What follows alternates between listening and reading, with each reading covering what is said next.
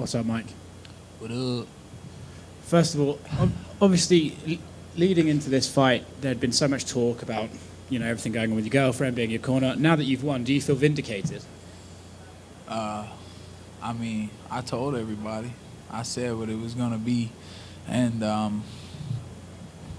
mean, I would assume that vindicated means, like, accomplished in some way. So, yeah. Proven right. Yes, proven right is what it is tonight.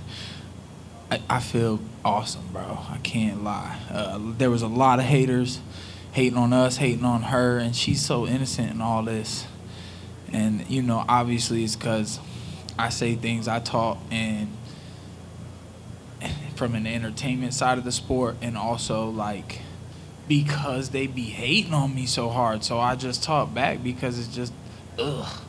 And then when she started getting it, I was just really upset. But I fed off that tonight. I remember before I walked out thinking in the back about things that made me angry. Even though by the time I went to walk out, I was blank. And that's the way it should be. You react. You just go out there and you fight. The work is done. It's time to go. I think a lot of people thought that Mickey would have the advantage in the grappling and you in the striking, but actually you controlled him in the grappling as well. Is that something that you anticipated, or were you sort of thinking to yourself, oh, maybe that's an area I should be careful in? I mean, I was focused on dealing with everything everywhere.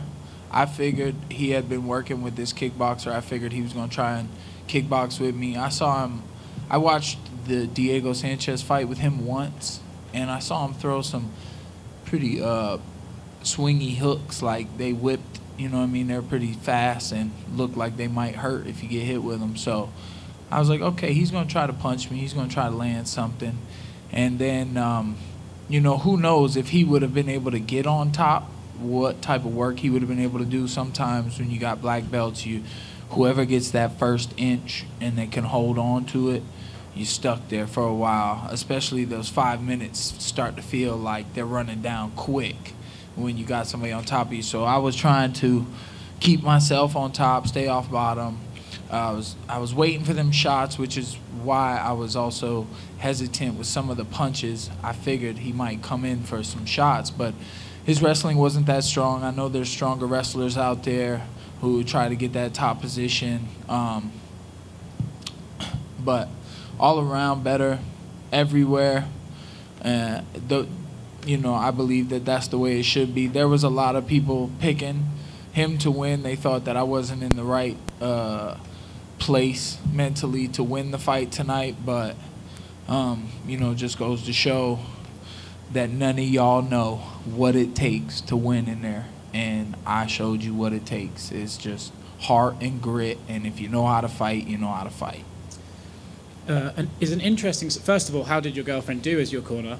And secondly, is it an advantage not having your own coaches shout at you because you can hear his coaches and hear what they're telling him to do?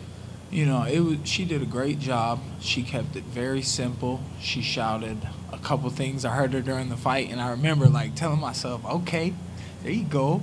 She getting into it now. And she was like, keep your hand up. There was one time that he had swung and just missed. She said, get your hand back up. I was like, all right.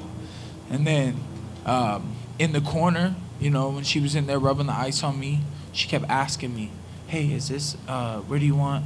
What else do you want? What can I do? And she was, trying to do more for me.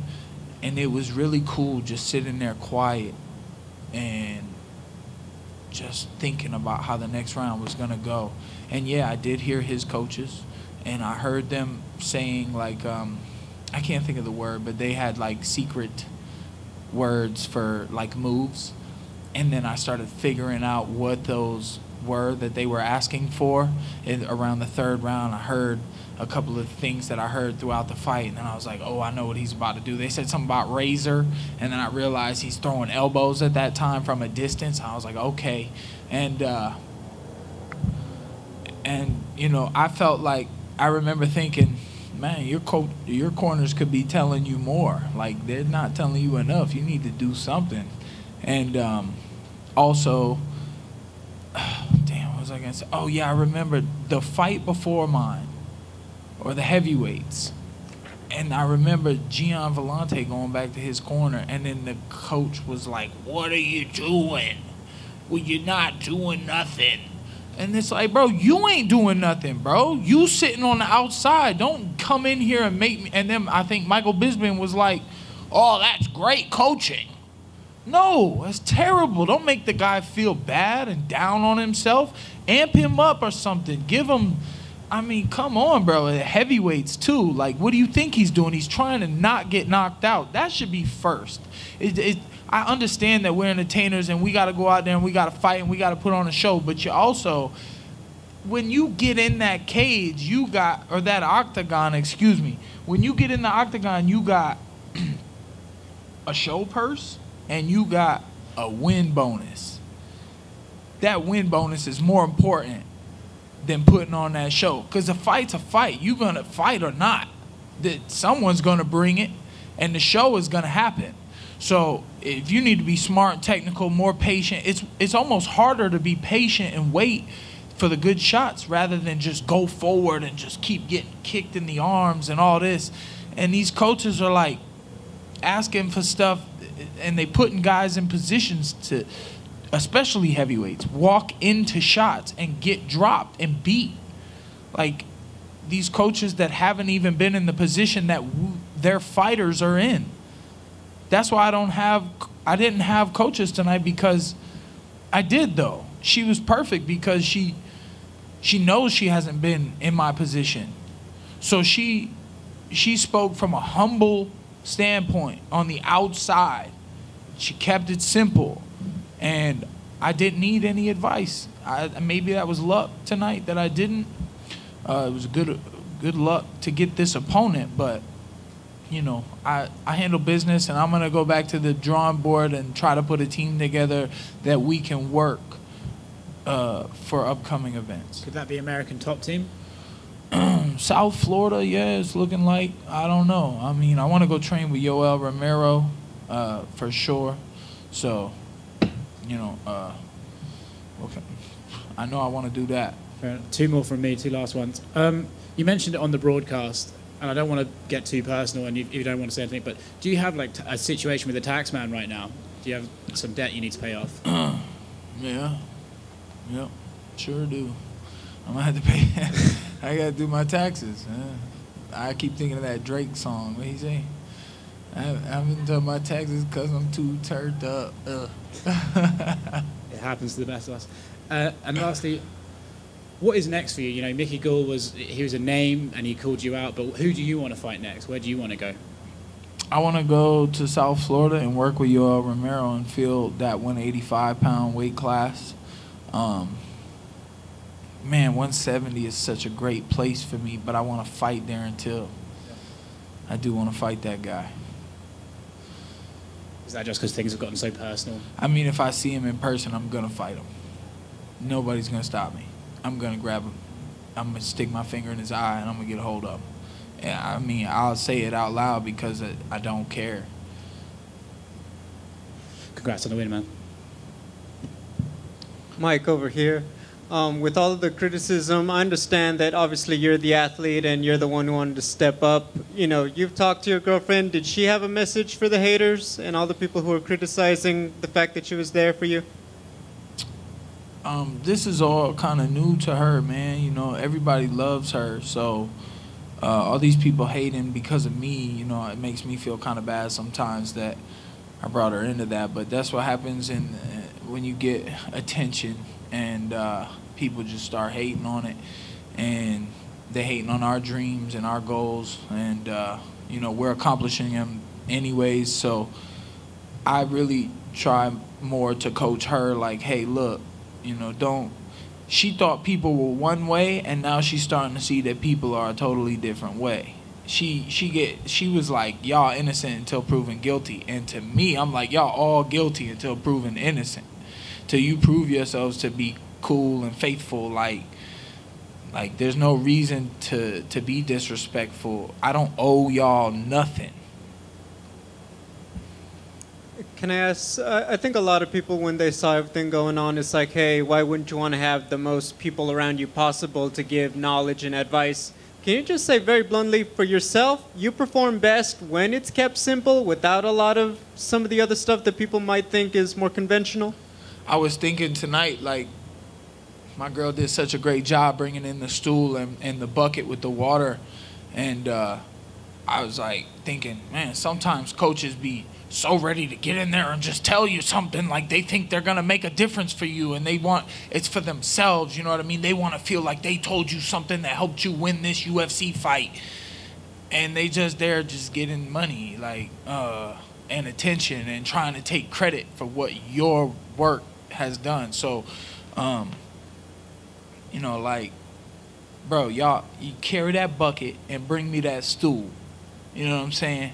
And she looked better than any coach all time bringing that stool and that bucket. Damn, she was so pretty with that little ninja face mask on, killing it all night long. So, you know, yes, it's good to keep it simple. I feel like guys yell too much and be saying stuff, and then it's like you can't even think. Are you even trying to listen to this person? Should I stop trying to listen to this person? Like, listen, your words ain't going to make a difference, bro. And his coach's words wasn't making a difference. Like, I'm in front of you trying to punch you in the face. You got to deal with that. That's it. With that. Not your coaches. Not your game plan. None of that. Congrats, Mike. Mike, to me it sounds like when you were talking about you are looking for a team, but to me it sounded like you were trying to find people that to go on a journey with you, that have been in the cage with you and to come along. Is that more of what you're looking for as opposed to maybe a traditional coach and team situation? Yeah, man. Somebody that I can build with, a friendship type thing. And, I mean, obviously, I don't want anybody else in my life. I just want me and my girl. But obviously, I know I'm going to need some help.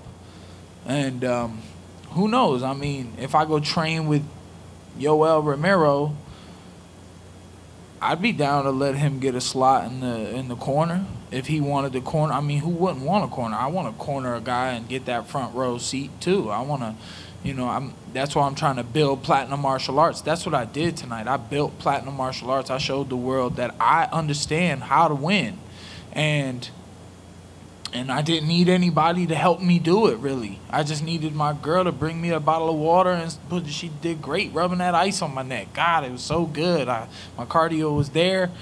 And, yeah, man, it'd be nice to build something. I mean, I like Miami, the FRM, the First Round Management family is down there. I like my manager, Abraham Kawa. Those guys really have built, like him and Jorge Masvidal and Yoel Romero. I mean, they obviously speak the same language. But I like those guys, man. And I like the Miami lifestyle. I lived in Orlando, and I love Florida, the beach. I mean, I know they shutting stuff down now, and COVID is even getting worse. It's making a comeback. You know, I hope people are all right. But I want to go make a life down there and go to the beach every day, and we'll see where it goes from there, bro.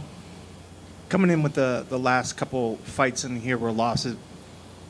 Was there any extra pressure to kind of come in here and perform a little bit, you know, and get that win? And is that part of the reason why you wanted to just switch things up and do things your way? I mean, yeah, 6-6 in the UFC. I was like, if I'm gonna lose, it's gonna be my fault. I'm not gonna have any excuses. I'm not gonna be able to talk about anybody else but myself if I don't win tonight. And it worked out for me. So, I mean, obviously there's nerves every time.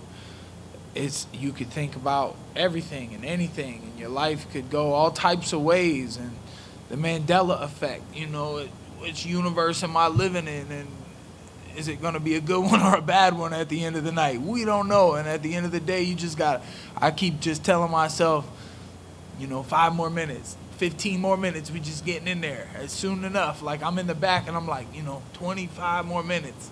We going to be walking out there. That's all I got to do is I got to get in the octagon. Once I get in, everything else going to take care of itself. And at the end of the night, the process, this life, this sport, being a part of it, being Platinum Mike Perry, being with Lattori, it's all a privilege, bro, and I'm happy to be here.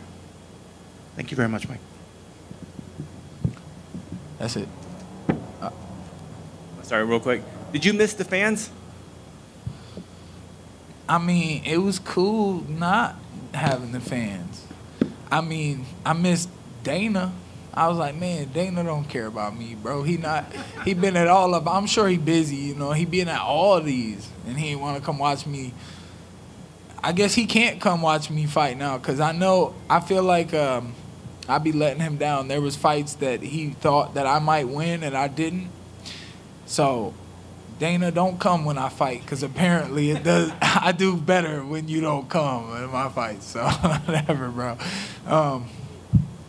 No, man, I did miss the fans. They was all just going to talk trash anyway. All right, guys, thank you very much.